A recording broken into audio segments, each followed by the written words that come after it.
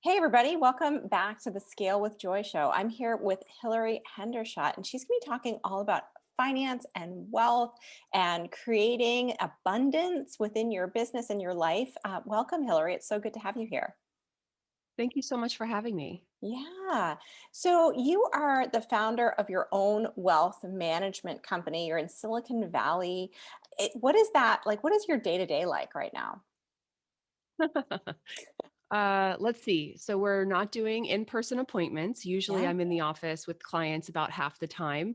But I think it's business as usual for most part. You can imagine Silicon Valley has migrated easily to remote life and work, right? And so we are having Zoom meetings with clients, and I'm also running my wealth coaching program right now. So we have office hours and masterminds that we're hosting. That's so cool. And you don't typically hear that from people who are in wealth management. They're usually very structured and they fit into a box and they sell a certain type of product line.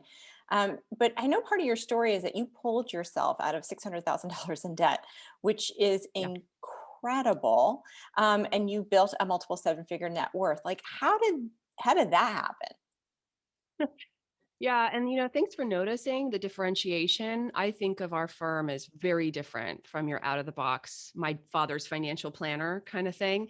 And it really comes from, many years ago, I was a certified financial planner. So advising multimillionaires how to build investment portfolios during the day. And at night, I would come home to a stack of bills that I wouldn't open because I couldn't pay them. I was a Wow. massive overspender. Yeah, I really just money burned a hole in my pocket from the very beginning. I had all kinds of strongly held beliefs about the nature of money and who I was in the world and what that meant about what kind of money I could ever earn or have or keep. And what I distinguished after I finally decided to pull myself up by my bootstraps and figure this money thing out is that those strongly held beliefs had no tangible reality to them.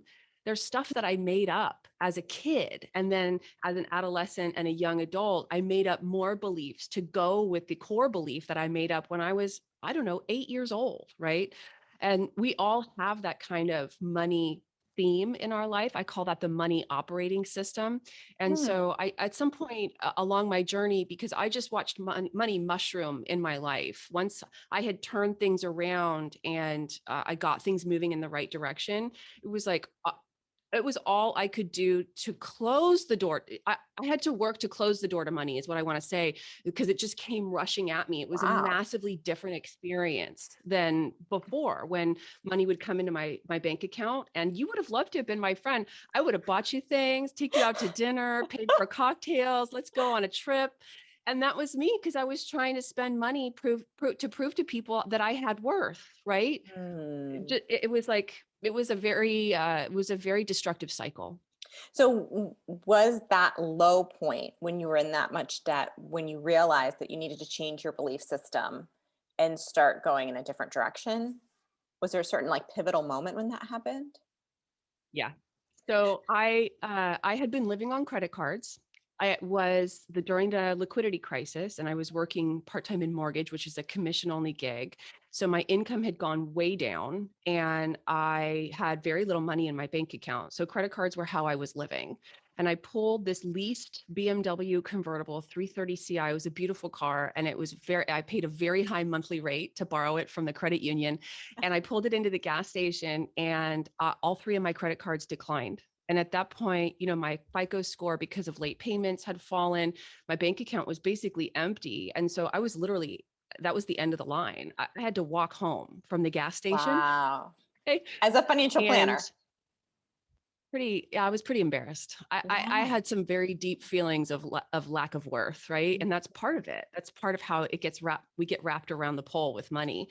And, I just felt super ashamed. I have a degree in economics. I have a highly adequate math brain. I'm no math genius, but I can hold my own in any course. And If you so can it hold your wasn't. own in Silicon Valley, I would say that that's probably above average. Yeah, yeah. Well, I'm no software engineer, so I don't even try to play in that realm. But when it comes to math, I'm all right. I do all right. And so it was not an arithmetic problem. And the reason I'm specific about saying that is because a lot of people, women especially, I hear say, "Oh, I'm just not good at math. I'm not good with numbers." So they sort of hand wave the whole money thing. And I'm here to tell you that even people who are good at math sometimes really blow it when it comes to money. And so I just literally said to myself that I said, look, okay, whatever I'm doing, this isn't working. And it became very clear to me. I looked out into my own future, and it was very clear that all that was in my future in the area of money was more, better, different versions of the same. I had financial emergencies. I was embarrassed. I paid too much interest. I had fines I didn't want to pay. Right. And I just said, what am I doing? This is nuts. This is not the life I would design. Mhm. So I just decided to become an expert on money psychology. And I said, obviously, it's not a math problem. It has to be a behavior problem. And behavior comes from psychology. So I started reading what the neuropsychologists already know about the criticalness and contextual nature of our relationship to money and our what we say and believe about money. And I really just got that when I was 8 years old, my mom was a good saver. She didn't want to spend on the things I wanted her to spend on. I decided there was never enough money. Right. I had to wear generic high tops. I was the center of the high school basketball team, and I thought I wanted Nikes, and I got Pro Wings from Payless Shoe Source, right? And so for me, she had no interest in paying for brand name stuff, but I was all about it. And so for me, there was never enough money. And then the really insidious thing about that is to prove that there's never enough money. Whenever you get money, by the way, my grandmother wrote me a $7,000 check when I was, I think, 18, 19 years old. I spent that within, I don't know, 18 months. I mean, I had to spend money. It was all there was to do. To me, the only thing there was to do with money is get rid of it so that I could prove there's never enough money. Right. Isn't And that so that's just one interesting? oh, it was just crazy making until I saw it for what it was. And that money operating system, there's never enough money. It's a very common one. My hypothesis is 75% of us have that one. It's just very common. The other ones are the kinds of things, superstitions you've heard about money. Money doesn't grow on trees. Money is the root of all evil. You have to work hard for money. There's also like money is just a resource. There's always enough money, right? And interestingly, people who believe that there's always enough money, they're not always right. They just have Interesting. this sublime belief about it, and they do tend to have a continuous stream of it, but they often don't save enough because they just have this irrational belief that there's always enough money. So your money operating system is almost never correlated to reality. And that's the cool thing, is that you can change it. Yeah, I'm so glad you said that because sometimes you talk to individuals who will have this belief of, well, there's always enough money and I live in abundance. And you're like, and there's a P&L, like there's this thing called a P&L that we want to be paying attention to. So what, just for anybody who's listening, who's like, this sounds amazing, but like, since most people probably come from a belief system that does not serve them into adulthood when it comes to thoughts about money, Many. what are maybe a couple practical things that listeners could do to, if they're listening right now and they're thinking, wow, I have awareness around this is definitely me, like what are some of the things they could do? Well, so I like to impact people in two realms. First is the mindset and beliefs, but of course, that's not enough. You just impact your mindset, it's not going to turn into money. I hate to break it to you. So you're right. As to the P&L, you have to deal with the reality of money. So I'll give you two things. First is I would take an inventory of the things that you say and believe about money. Might take you a while because it's like the water that you swim in and the air you breathe. And sometimes you only notice it inside a money conversation. So for example, I have a client in my coaching program right now who said, I just can't come up with anything that I say or believe about money, Hilary. I just can't. I don't think about money. And then he was watching a video of self-proclaimed seven-figure entrepreneurs talking about their wealth. And he said, I noticed how far I felt away from them, how I felt like that's great for you, but Mhm. I'm never going to get there. That'll never be me. And he got it though. And so, he started journaling about how he had decided he was never going to be rich. And of course, his life manifests that, right? He spends most of what he has. So that's the first thing, is take an inventory of what you say and believe about money. And then the second thing is to really create a plan for especially your business finances. You don't have to know all of your bookkeeping to be a successful entrepreneur, but you need to know your key performance indicators. You need to Yeah. know the inputs that create results, and you need to know profitability, and you need to know your revenue, and you need to know what you need to not be budgeting by bank account balance, right? Yes. Yes. So one of the things we always do is, I love the profit first system. When Yeah. revenue comes in, save your profit and save your taxes. Even that simple action will put you so far ahead. Yeah. So does that relate to how you recommend that entrepreneurs might plan for an emergency or an poop moment in case anybody has their kids in the car? Like, is there anything that you would do above and beyond just being intentional about what's coming in and how you allocate it? Is there any other strategies that you like to recommend? Yeah, I mean, it's actually more specific than that. We give our clients, and I do recommend and talk about on my podcast, a what I call automation system. Mm. So money flows in through your bank accounts, and you want to be bucketing for taxes and bucketing for profits. You can bucket for any number of things, but let's not get too complicated. But then you need to be paying yourself a regular income. Most entrepreneurs don't pay themselves, or don't pay themselves enough. Okay. And then you absolutely have to know, as an individual human being, or if you're with a partner, a romantic partner who's also a financial partner, by the way, what is your monthly nut? You have to know, what is that number we have to make? The mortgage, the insurance, the kids' schools, whatever that is, the needs. And then you need to be clear what your wants are. We need this number to have a good life.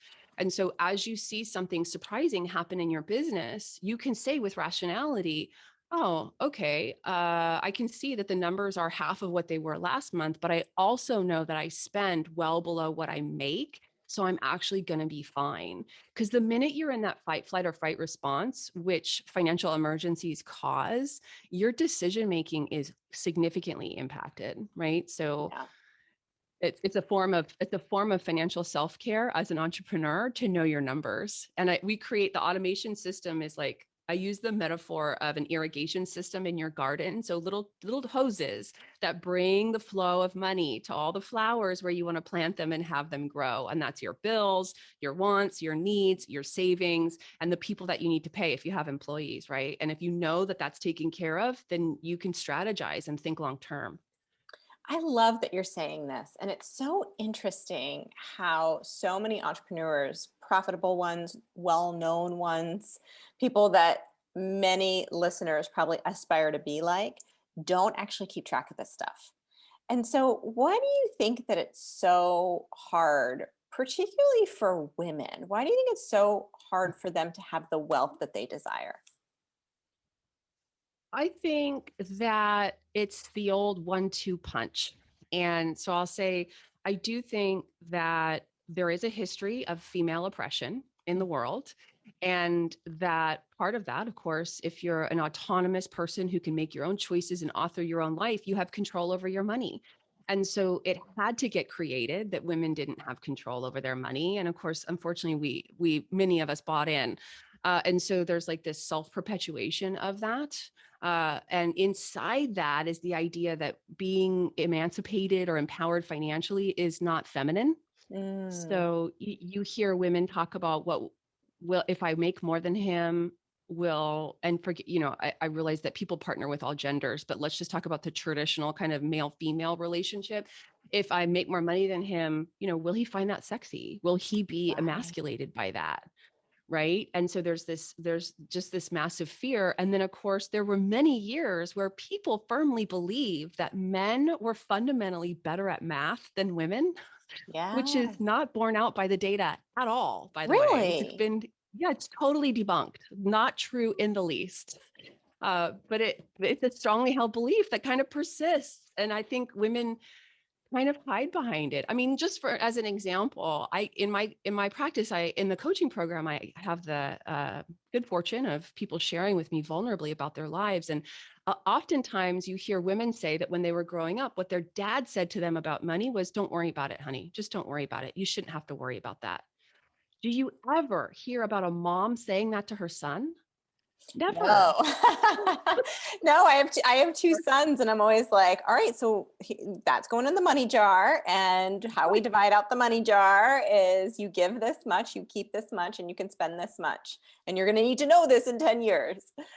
Yeah. Those are the Yeah. conversations But for you've sure. never heard your girlfriend say, "Oh, my dad in the 1970s said to me," or excuse me, your male friends say, "My mom Yeah. said to me back in the day, don't worry about money." No, it was expected that men be able Yeah. to handle money. So, these kind of social and historical forces are something that I talk about a lot and that I'm really committed to really frankly dissolving. And how you do that, I think, is you set about to make women rich. So that's what I'm interested in doing. That's what my messaging is all about. And it's what we do in the wealth management business and in the coaching program. And it's something that's very meaningful to have taken myself from A to Z or negative 600 to positive seven figures.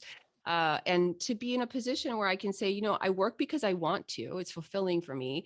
And this is not only profitable, but it's good work. I feel like I'm leaving the planet a better place. So I it's feel nice. like you are too. I think you're doing a phenomenal job. And I love what you're saying about women and just some different beliefs and thoughts that I had never even thought of before this podcast interview. So you're doing incredible work. If you were to summarize the process of scaling to the seven-figure mark in one word, what comes to mind for you? Focus. And Yeah. that's focusing on profitable stuff, right? And leaving the other stuff for either to not get done or for someone else. All right, so good. And then if people want to connect Yeah. with you, they want to learn more about your academy. Was that what it was? Yeah. The academy that you have in your financial services firm. Where can they find you? Thank you so much. So, if you have room in your podcast lineup, check me out on Profit Boss Radio, anywhere you download podcasts. And then you can find out about everything I do at hilaryhendershott.com. That's Hilary with one L and Hendershott with two T's. And the course is currently called the Wealth Multiplier. And we might be changing the name, but it will always be at hilaryhendershott.com. Wonderful. Thank you, Hillary, for joining us. I really appreciate it. Yeah, you're welcome.